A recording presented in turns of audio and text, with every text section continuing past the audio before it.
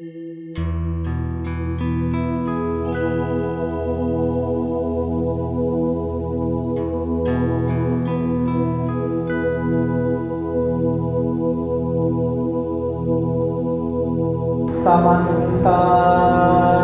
चक्रवालेषु अत्रा गच्छन्तु देवता सततं मुनिराजः शृण्वन्तु सङ्गमोऽखदन्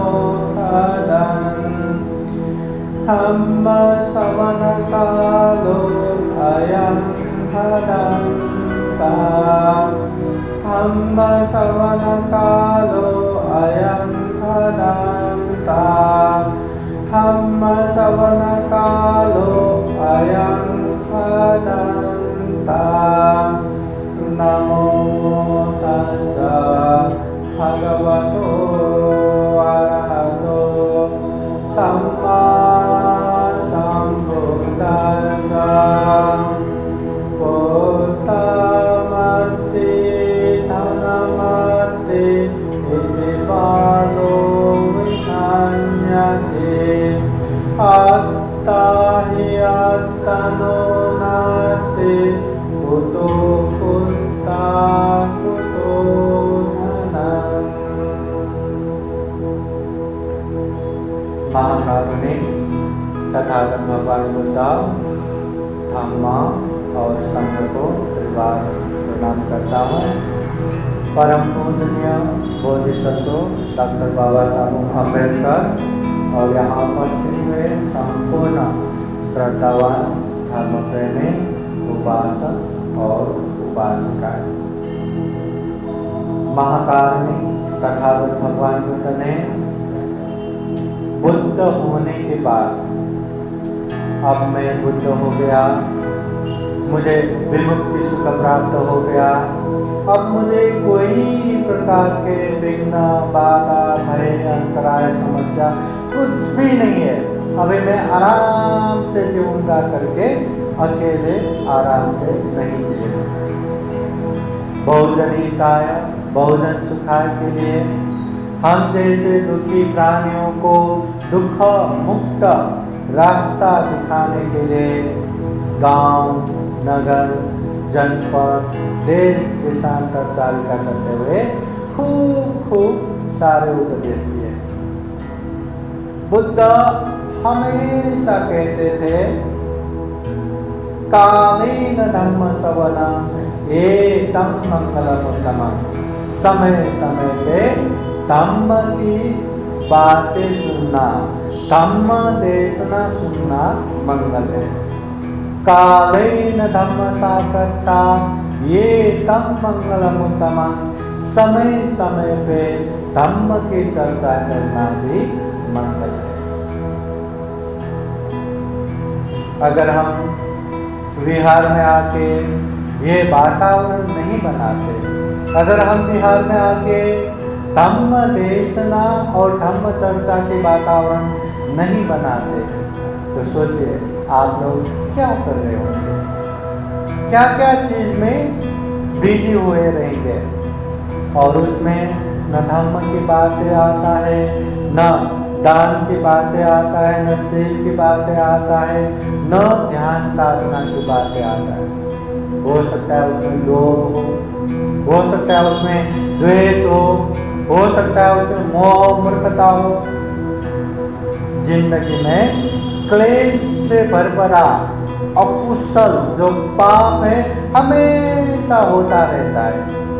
जो क्लेश मुक्त, जो अकुशल नहीं कुशल, जो पाप नहीं धम्म, वो होना मुश्किल है, बहुत ही मुश्किल है।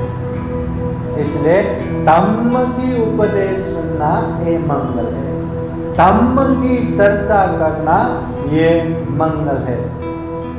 महाकारुणिक तथागत बुद्ध ने धम्म देशना सुनने की 5 फायदे बताया है। असुतं सुनाति, सुतं परियोदपति, कंकं वितरति, दिद्धिमुजुं करोति, चित्तमस्य प्रसीदति। अश्रुतं सुनाति, कभी न सुना हुआ अच्छा अच्छा उपदेश सुनने को मिलेगा धम्म देशना सुनने से। सुतम परियोदपेति, बार बार धम्म देशना सुनने से मुंह जबानी याद आ जाएगा। मतलब पंचशील क्या है बताइए? पंचशील में 5 शील क्या क्या आता है? एक बताइए, पहला कौन सा? पहला कौन सा? प्राणी हिंसा नहीं करना। दूसरा कौन सा? चोरी नहीं करना। तीसरा काम मिथ्याचार व्यभिचार नहीं करना। चौथा झूठ नहीं बोलना। और 5वां अमल नशा पता सेवन नहीं करना। तो कभी कभी धम्म देशना सुनने से पहला तो याद आया प्राणी हिंसा नहीं करना, 5वां याद आया नशा पता सेवन नहीं करना। ये बीच में 3 क्या आता है, क्या आता है, कंफ्यूज हो जाता है। मगर बार बार धम्म देशना सुनने से अच्छा पंचशील प्राणी हिंसा नहीं करना, चोरी नहीं करना, काम मिथ्याचार व्यभिचार नहीं करना, झूठ नहीं बोलना, अमल नशा पता सेवन नहीं करना, मुंह जबानी याद आता है। 4 आर्य सत्य, हाँ दुख है, दुख का कारण है, दुख मुक्त अवस्था है निर्वाण पहुंचने का रास्ता है आर्य अष्टांगिक मार्ग। त्रिलक्षण, हाँ अनित्य दुख अनात्मा। ऐसे भगवान बुद्ध के जो उपदेश है बार बार सुनने से मुंह जबानी याद आता है। पहले आना तो चाहिए ना, आएगा समझेगा तो पालन होगा। अभी पंचशील मालूम ही नहीं तो कैसे पालन करेंगे, है ना? इसलिए ये बार बार सुनने से ये फायदा होता है। तीसरा है कंखम वितरती, जो संदेह है, शंका उपशंका होता है ना, वो सब खत्म हो जाता है। ये करने से धर्म होगा या वो करने से, यहाँ जाने से धम्म होगा या वहाँ जाने से ऐसा धम्म है या वैसा धम्म है, अनेक तरह से कंफ्यूजन, अनेक तरह से संदेह होता है। मगर बार बार धम्म देशना सुनने से पक्का मालूम हो जाता है कि धम्म यही है। अच्छा करो ये धम्म है, पुण्य करो ये धम्म है। कम से कम दूसरों का उपकार न कर पाया, दूसरे का कल्याण न कर पाया तो अपने शरीर वाणी मन से दुख न लो, ये मंगल है, ये पुण्य है, ये धम्म है। तो बार बार उपदेश सुनने से ये सारी चीज भी अच्छे से मालूम होगा। और चौथा है दिठिंग उचुंग करोति, दृष्टि सीधा हो जाता है। मतलब जो गलत धारणा है, मिथ्या धारणा है, वो चला जाता है। सही को गलत, गलत को सही, पाप को धम्म, धम्म को पाप, ऐसा समझना ये मिथ्या दृष्टि है। कोई इंसान पाप करता है और वो समझता है कि ये मैं पाप नहीं कर रहा हूँ, मैं तो धम्म कर रहा हूँ, मैं खुद के लिए कर रहा हूँ, परिवार के लिए कर रहा हूँ, ये पैसा कमाने के लिए कर रहा हूँ, इसलिए मैं तो ये धम्म कर रहा हूँ। अगर वो पाप करके भी ये समझता है कि मैं धम्म कर रहा हूँ, वो पाप छोड़ेगा क्या? कभी नहीं छोड़ेगा, वो तो करते जाएगा, करते जाएगा। और कोई धम्म कर रहा है फिर भी उसको डाउट लगता है, मैं जो कर रहा हूँ ये कहीं पाप तो नहीं, कहीं ये गलत तो नहीं। अगर धम्म करके भी, अगर अच्छा करके भी उसको डाउट लगे कि मैं गलत तो नहीं कर रहा हूँ, पाप तो नहीं कर रहा हूँ, तो वो धम्म में कैसे आगे बढ़ेगा? कैसे वो धम्म को निरंतरता देगा? वो जल्दी छोड़ के चला जाएगा। इसलिए बार बार धम्म देशना सुनने से ये सारे चीज जो गलत धारणा है वो चला जाता है, सम्यक दृष्टि उत्पन्न होता है। और 5वां है चित्तमस अपसितति, अच्छे जगह पे श्रद्धा चित्त उत्पन्न होगा और मन प्रसन्न होगा, मन में श्रद्धा भाव उत्पन्न होगा। इसलिए तथागत बुद्ध ने ये 5 जो धम्म देशना सुनने का मंगल है, ऐसा बताया है। तथागत बुद्ध ने जो उपदेश दिया वो गाथा प्रारंभ में आप लोगों को सुनाया। पुत्ता मत्ति धनमत्ति इति बालो विहन्यति अत्ता ही अत्तनो नत्ति कुतो पुत्ता कुतो धनम। महाकारुणिक तथागत बुद्ध ये उपदेश देते हैं। पुत्ता मत्ति, संसार में रहने वाले लोग, मेरे पास परिवार है, मेरे पास पुत्र है, संतान है करके अहंकार हो जाता है, अभिमान करता है। धनमत्ति, मेरे पास धन संपत्ति है, पैसा है, बंगला है, गाड़ी है करके खूब अहंकार हो जाता है। बुद्ध कहते हैं इति बालो विहन्यते, ऐसा कहने वाले केवल बालो, मूर्ख है। मूर्ख लोग ही मेरे पास परिवार है, मेरे पास धन संपत्ति है करके अहंकार करता है, अभिमान हो जाता है। बुद्ध कहते हैं अत्ता ही अत्तनुन्नति, हम जो है ना खुद ही खुद जैसा नहीं है क्या? ये मेरा हाथ, ये मेरा पैर, ये मेरा चेहरा, ये मेरा शरीर, क्या ये शरीर मैं जैसा चाहता हूँ वैसा ही है क्या? बैठे बैठे पैर में तकलीफ ना हो। अरे खुद का शरीर ये तकलीफ नहीं होना चाहिए ना, होता है कि नहीं? हाँ, मैं धम्म देशना सुन रहा हूँ, मैं खूब आराम से धम्म देशना सुनने को मिले, क्या सुन पाते हो क्या? क्या ध्यान यहाँ वहाँ नहीं भागता क्या? ये मेरे शरीर में कोई भी बीमारी ना हो, हर कोई चाहता है कि नहीं? कोई भी बीमारी ना हो, पर ऐसा होता है क्या? बीमारी तो होता है। अगर ऐसा चाहते तो यहाँ हर कोई एक से एक हीरो, एक से एक हीरोइन बन के रहते। कोई बुढ़ापा किसको पसंद है? पसंद है क्या? हर कोई जवान रहते, हर कोई अच्छे और बलवान रहते। संभव है? अरे ये खुद का शरीर है, ये मेरा शरीर है, फिर भी मैं जैसा चाहता हूँ वैसा नहीं होता। तो परिवार अपने कहने पे कैसे होगा? वो धन संपत्ति अपने कहने जैसा कैसे होगा? इसलिए बुद्ध कहते हैं ये परिवार के लिए, ये धन संपत्ति के लिए जो अहंकार अभिमान करके बैठते हैं वो मूर्ख है। ऐसे में हम मूर्ख होते हैं कि नहीं? हम मूर्खों के इसमें आते हैं कि नहीं? परिवार का अहंकार करते हैं कि नहीं? हम करते हैं कि नहीं?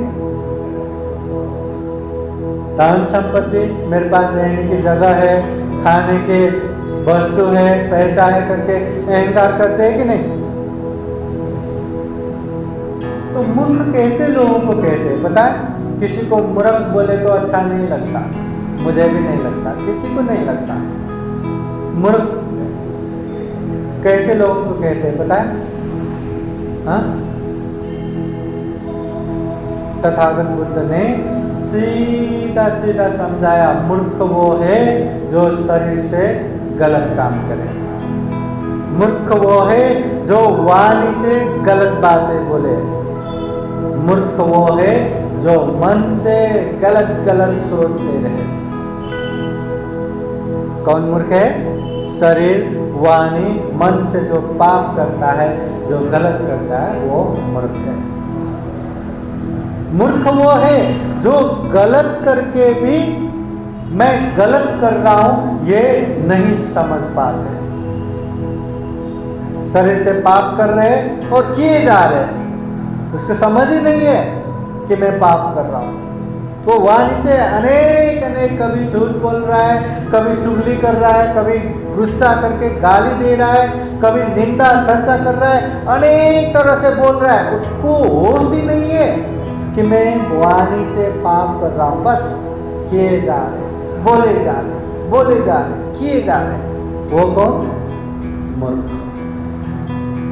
मन से भी अनेक अनेक लोग चित्त उत्पन्न करके बैठते, अरे ये चाहिए, वो चाहिए, इसके पास ऐसा है, मेरे पास भी वो होना चाहिए। अनेक लोग, अनेक द्वेष, उसने मुझे ऐसा किया, उसने मुझे वैसा किया, ठहरो मेरी भी बारी आएगा, फिर मैं दिखाऊंगा।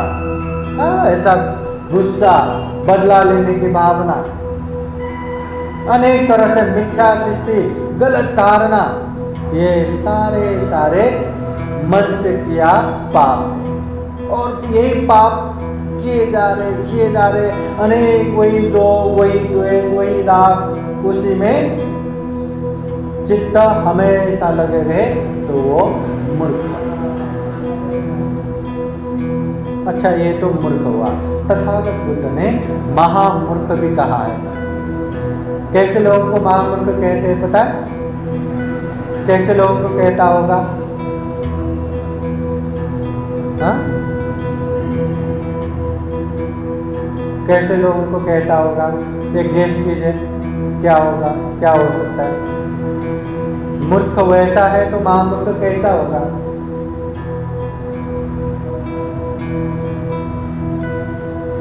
कैसा होगा? मूर्ख वो है जो गलत करे, महामूर्ख वो है जो खुद भी गलत करे और दूसरों को भी खींच खींच के गलत करवाए। शरीर से खुद तो पाप करता ही, दूसरों को भी पाप करवाता है।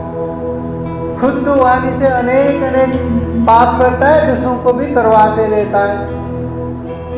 खुद तो मन से पाप सोचते रहता है, दूसरों को भी सोचने में लगाता है, वो महामूर्ख। इसलिए तथागत बुद्ध कहते हैं, जब कोई इंसान गलत करता है, पाप करता है और उसको समझ आता है, होश आता है कि मैं पाप कर रहा हूँ, बस इतना समझ उसको पंडित की तरफ लेके जाता है। इतना समझ मूर्खता से दूर कर देता है। समझ तो आए। जब हम शरीर से कुछ पाप करते हैं, वाणी से कुछ पाप करते हैं, मन से कुछ पाप करते हैं, देर सवेर समझ में आता है कि नहीं? किसी को मार दिया, अरे मैंने तो मार दिया, अरे कहीं से चोरी किया, अरे ये तो पाप है, मैंने तो बिना बताए लेके आया। व्यभिचार करता है, झूठ बोलता है, नशा पता सेवन करता है, कुछ भी करता हो पाप, समझ में आता है कि नहीं? आता है कि नहीं? किसी को जल्दी समझ में आता है, किसी को बहुत समय लगता है। सबसे पहले समझ होना चाहिए। समझ आया, वो ज्ञान के पहले मार्ग में पहुंच गए। और दूसरा, जैसे ही समझ में आया, जैसे ही पता चला कि मैं गलत कर रहा हूँ, मैंने गलत किया, हाथ जोड़ दो, जिसके साथ गलत किया क्षमा मांगो और उसके बाद वो गलती को मत दोहराओ। क्या करो? दूसरा क्या करना चाहिए? जैसे ही समझ आए, होश आए, किसी के ऊपर भी वो गलत किया हो, हाथ जोड़ के क्षमा मांगना है, उसके बाद उसको नहीं दोहराना है। ऐसे पाप फिर से नहीं करना है। क्षमा मांगने का मतलब क्या है? क्षमा मांगने वाला कभी छोटा नहीं रहता। जो क्षमा नहीं मांगता, एकदम अहंकार से खड़ा रहता है ना, इतना कठोर दिल वो कहीं नहीं रह सकता, कहीं आ ही नहीं सकता। इसलिए जितना नम्र हुआ, जितना कोमल हुआ, जितना अच्छे रहे, हर दिल में रह सकता है, हर जगह पे रह सकता है। इसलिए हमको बनना है नम्र, कोमल। जैसे ही गलती किया, माफी मांगा। माफी मांगने का मतलब क्या है? मैंने उसके ऊपर ऐसा बोल दिया और मैंने माफी मांगा। जब जब उसको याद करेंगे ना, वो गलती दोहरा ही नहीं सकता, वो फिर से वो नहीं दोहराएगा। कहीं गलती से हमने मार दिया, किचन में मूंगी वूंगी मार दिया, होश आया अरे मैंने तो मार दिया, ये नहीं मारना चाहिए, गलत है। जल्दी जल्दी भागे भागे बिहार में आ गया, भगवान बुद्ध के सामने क्षमा मांगा, बनते तो बनते के सामने क्षमा मांगा, मैंने ऐसा ऐसा पाप किया, मुझे क्षमा कीजिए, आज फिर से नहीं करूँगा। वो क्षमा मांगा ना, वो बाद में ऐसा पाप नहीं कर सकता। मगर क्षमा नहीं मांगा तो जाने दो, आइंदा नहीं करेंगे, फिर करेगा, अरे फिर से हो गया ना, ठीक है फिर से नहीं करूँगा, अरे फिर से हो गया, चलो जाने दो, बाद में नहीं करूँगा। ऐसा कर करके बार बार बारंबार वो गलती, वो अपराध, वो पाप होता रहेगा। इसलिए माफी भी मांगना चाहिए। अगर हम सिर्फ समझ के ही लेंगे, कुछ भी व्यवहार में नहीं करेंगे, तो उसका भी कोई फायदा नहीं है। तथागत बुद्ध ने जो ज्ञान का उपदेश दिया, 3 लेवल, 1 2 3, निर्वाण पहुंचना है, 1 2 3। 1 नंबर में परियति, पहले ज्ञान लो, धम्म की बातें सुनो, जानो, पहचानो, 1 नंबर। अगर धम्म ही मालूम नहीं है तो क्या पालन करोगे? धम्म ही पता नहीं है तो क्या करोगे? दान के विषय में कभी सुना ही नहीं, क्या दान दे पाओगे? शील के विषय में सुना ही नहीं तो क्या शील पालन करोगे? ध्यान भावना के विषय में सुना ही नहीं तो क्या ध्यान करोगे? अगर इतने महाकारुणिक तथागत भगवान बुद्ध के हम अनुयायी बने हैं, इतने बड़े बुद्ध के अनुयायी बने हैं और हम बुद्धू बने हैं, तो क्या फायदा? सामने सागर पड़ा है और खुद प्यासे होके तड़प रहा है, क्या? ज्ञान का महासागर है तथागत बुद्ध। एक बार जो बुद्ध को नहीं चाहते, बुद्ध को बदनाम करने के लिए एक शेर को भगवान बुद्ध के पास भेज देता है और बोलता है कि कैसे भी हो भगवान बुद्ध को बदनाम करना है। बुद्ध से पूछो कि आप कड़ा शब्द बोलते हो क्या? अगर बुद्ध कहे हाँ मैं बोलता हूँ तो बोलना, अगर कड़ा शब्द बोलते तो आप क्या बुद्ध, आप में और हम में क्या फर्क रह गया? चिल्ला चिल्ला के बदनाम करो। अगर बुद्ध कहते हैं मैं कड़ा शब्द नहीं बोलता तो बोलना, कैसे झूठ बोलते हैं तथागत बुद्ध कि देवदत्त को तो महाअविंजी नरक में जाओगे बोले थे, वक्कली भिक्षु को ज्ञान को देखे बिना केवल शरीर देख के बैठते हो, जाओ सामने मत बैठो करके गुस्सा किया था। तो बुद्ध भी कैसे झूठ बोलते हैं, ऐसा करके बदनाम करके आओ, जाओ। बुद्ध ने ऐसा जवाब देना है तो भी बदनाम करना है, वैसा जवाब देना है तो भी बदनाम करना है, ठीक है? उपासक जाके बुद्ध से पूछते हैं क्या आप कड़ा शब्द बोलते हो क्या? बुद्ध ने कहा है उपासक, कोई एक बच्चा अचानक से खेलते खेलते 1 रुपए का सिक्का मुंह पे डालते, निकल जाते, तो तुम क्या करोगे? मैं निकाल लूंगा। अगर अंदर तक गया तो मैं खूब मेहनत से निकालूंगा, पीछे से मारूंगा, फिर भी नहीं आया तो उसको कैसे भी ऐसा उंगली डाल के निकालूंगा, या कुछ वो जो वॉमिट होने वाला वो चीज़ खिला के कैसे भी करके मैं निकालूंगा। तो ऐसे में तो उसको तकलीफ होगा, हाँ, पर उससे बच्चे को आराम होगा। तो तथागत बुद्ध कहते हैं वैसे ही कभी कभी लोगों को समझाने के लिए, लोगों को सही राह पे दिखाने के लिए मैं कभी कभी कड़ा शब्द भी बोलता हूँ, और असीम महाकरुणा से लोगों के हित उपकार के लिए मैत्री करुणा भी बोलता हूँ। ये सुनने के बाद ओह तथागत बुद्ध करके बुद्ध के शरण में आके वो आ गया, घर आ गया। घर आने के बाद वो जिसने भेजा था वो स्वामी लोगों ने, वो लोग आके पूछते तुमने बुद्ध का बदनाम किया क्या? नहीं। तो क्या करके आया? बुद्ध के उपदेश सुन के मैं प्रभावित हो गया, नमस्कार करके आया।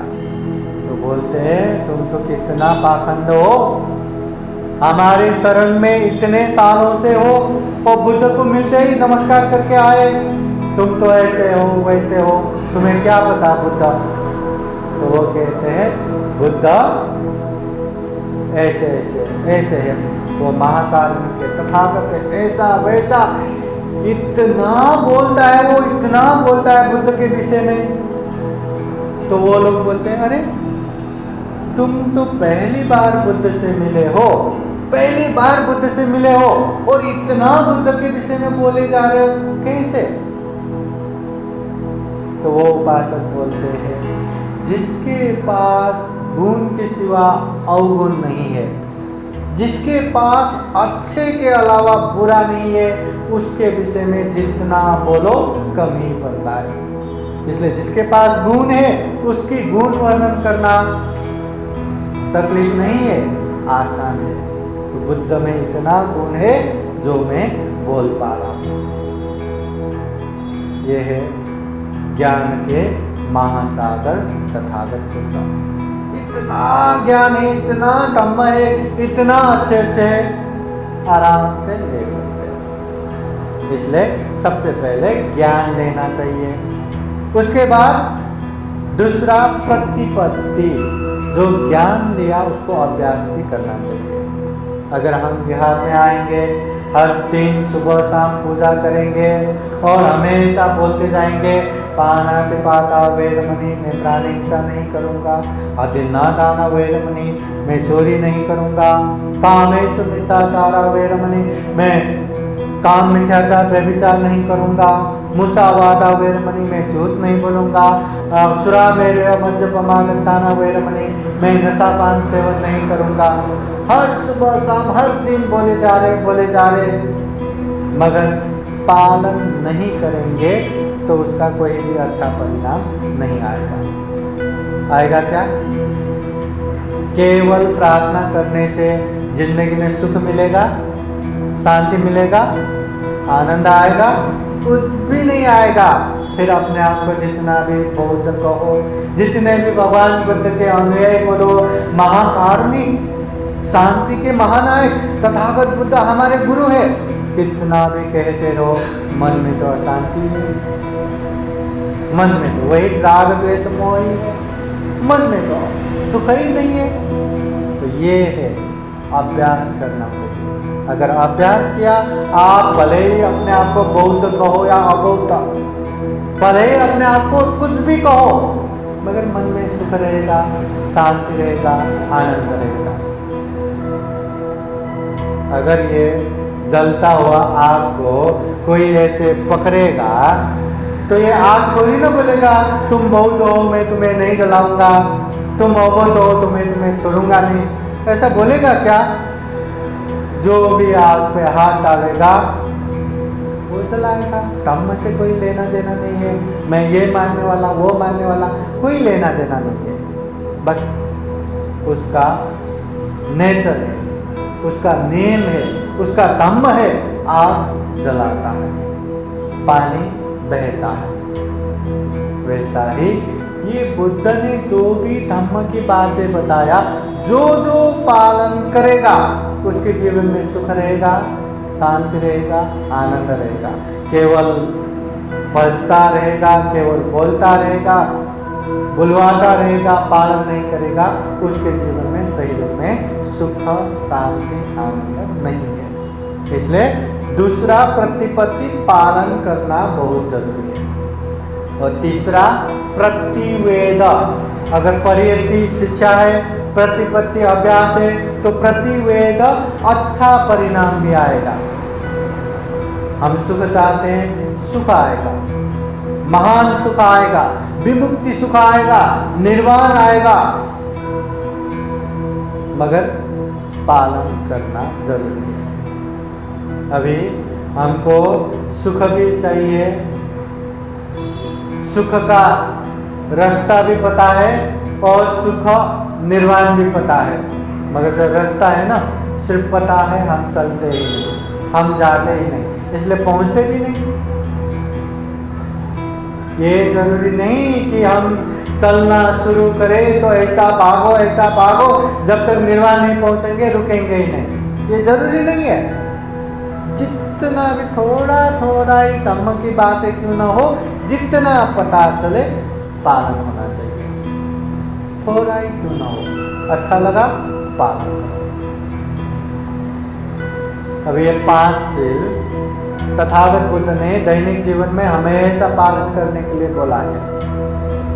डॉक्टर बाबा साहब अम्बेडकर ने जब 22 प्रतिज्ञा दिया ना, उसमें भी ये 5 के 5 आता है ना। अब ये 5 शील आप लोग बताओ, ये क्यों पालन नहीं कर सकते? क्या हिंसा किए बिना हम जिंदा नहीं रह सकते? क्या चोरी किए बिना हम जिंदा नहीं रह सकते? व्यभिचार किए बिना हम जिंदा नहीं रह सकते? झूठ बोले बिना हम जिंदा नहीं रह सकते? नशा पता सेवन किए बिना हम जिंदा नहीं रह सकते? क्या जिंदा रहने के लिए ये 5 में एक भी हमको जरूरी नहीं, एक भी जरूरी नहीं, ये 5 बिना हम आराम से जी सकते हैं, फिर भी हम पालन नहीं कर सकते, फिर भी पालन करने में मुश्किल है। और जो पालन करता है उसके जीवन में सही मायने में सुख, शांति, आनंद आएगा। तथागत बुद्ध ने कहा है, गृहस्थ जीवन में परिवार में रह के भी सुख शांति से रहना है, आनंद से रहना है, प्रवचित भिक्षु भिक्षुनी नहीं बनना है, तो कम से कम ये 5 शील पालन करो, सुख होगा, शांति होगा, आनंद होगा, तथागत बुद्ध ने कहा। अगर पालन तो करो, अपने आप मिल जाएगा वो सुख शांति, पर पालन नहीं कर पाते, इसलिए पालन करना जरूरी है। जैसे जैसे ही वो 5 शील लिख के रखो, और जैसे बिगड़ता है, किसके ऊपर बिगड़ा तुरंत क्षमा मांगो, ऐसा कर करके धीरे धीरे छोड़ो। ऐसा कोई असंभव चीज नहीं है। आप लोग एक बात बताओ, ये जो खाना है ना राइस, एक इंसान कितना तक खा सकता है? इतना कितना तक खा सकता है? तथागत भगवान बुद्ध के समय में कौशल देश के राजा प्रसेनजित, वो इतना राइस खाता था, इतना सारा राइस खाता था, और वो खाने की वजह से चलना नहीं हो रहा था, इतना मुश्किल। तथागत बुद्ध के उपदेश सुना, बुद्ध ने एक सिंपल मेथड, एक आसान सा तरीका दिया, कुछ नहीं करना, एक नौकर रखो सामने, जैसे खाना खाते हैं ना, लास्ट जो अंतिम निवाला बचता है ना, वो छोड़ो, एक निवाला छोड़ो। अब इतना खाने वाले को एक निवाला छोड़ने में तकलीफ होगा क्या? कुछ भी नहीं, ये तो बहुत आसान है। ठीक है, नौकर रखा, इतना खाया जा रहा है, जब अंतिम निवाला होता है ना, वो नौकर महाराज विनती करता है, फिर वो एक निवाला इतने में सिर्फ एक निवाला छोड़ते 1 महीना, 2 महीना, 3 महीने में उसका खाना इतना कम होते बाद में थोड़े से खाने में ही उसका गुजारा हो गया। और ऐसा होने के बाद उसमें इतना फुर्ती आ गया, चलना फिरना भी हो रहा है। तो सारे चीज, ये तरीका जो है ना, हर चीज में प्राणी हिंसा करने वाला धीरे धीरे छोड़ते आओ, चोरी करने वाला, व्यभिचार करने वाला, झूठ बोलने वाला, नशा पता सेवन करने वाला। अभी नशा पता सेवन करने वाला भी छोड़ नहीं सकता, बोलते हैं ना, उसको भी जितना पीते हैं थोड़ा छोड़ने से कुछ नहीं होता। तो ऐसा धीरे धीरे छोड़ दिया तो कल्याण होगा धीरे, क्योंकि नशा है ना, अमल है, धीरे धीरे एक ही बार में किया तो मुश्किल रहता है। तथागत बुद्ध भी एक ही बार में बुद्ध नहीं बने। उन्होंने दान पारमिता पूर्ण किया, शील पारमिता पूर्ण किया, 10 पारमिता पूर्ण किया, 10 उपपारमिता पूर्ण किया, 10 परमथ पारमिता पूर्ण किया। 4 लाख असंख्य कल्पों तक उन्होंने पारमिता पूर्ण किया। तब जाके सिद्धार्थ गौतम के समय पे उन्होंने बोधि ज्ञान प्राप्त करके सम्यक संबुद्ध बना। इसलिए बूंद बूंद पानी मिलके घड़ा भर जाता है। पुण्य भी थोड़ा थोड़ा मिलके बहुत बड़ा सुख का कारण बन जाता है। ये थोड़ा सा पाप करके क्या होगा, ऐसा कभी मत सोचो। थोड़ा थोड़ा पाप मिलके भी बहुत बड़े दुख का कारण बनता है। इसलिए करना है तो करना है, खुद के लिए है, दूसरों के लिए नहीं है। अत्ता ही अतनु ना तो खुद के मालिक खुद ही है, कोई ना तो परोसिया, खुद का मालिक दूसरा नहीं है। पाप चाहते हैं खुद करना है, धम्म चाहते हैं खुद करना है। मुझे भूख लगा है तो मुझे ही खाना पड़ेगा, कोई मेरे लिए खा के नहीं दे सकता। मुझे अच्छा चाहिए, सुख चाहिए तो वो पुण्य मुझे ही करना पड़ेगा। कोई सुख कर रहा है और उसे देख देख के मुझे सुख मिले, ऐसा संभव नहीं।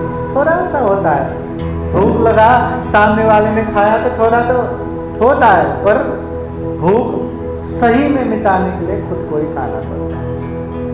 इसलिए ये बुद्ध का उपदेश है, पुण्य करो, बार बार करो। अच्छे पुण्य करने से बड़ा सुख, महान सुख, विमुक्ति सुख मिलता है। इसलिए कामना करते हैं संपूर्ण श्रद्धावान धर्म प्रेमी उपासक उपासिकाएं भी जीवन में खूब खूब सुख कर सके, खूब खूब पुण्य कर सके, धम्म कर सके, कुशल कर्म करते हुए दुर्लभ अमूल्य सर्वश्रेष्ठ जीवन को सफल बना सके, सार्थक बना सके। फिर एक बार आप लोगों के जीवन में बुद्ध का आशीर्वाद रहे, धम्म का आशीर्वाद रहे, संघ का आशीर्वाद रहे। बहुत सारा पुण्य धम्म करते हुए जन्म जरा व्याधि मरण से मुक्त निर्वाण सुख भी प्राप्त कर सके, ऐसी कामना करते हुए पाली गाथा द्वारा आशीर्वाद देते। सब लोग हाथ जोड़ के देखिए।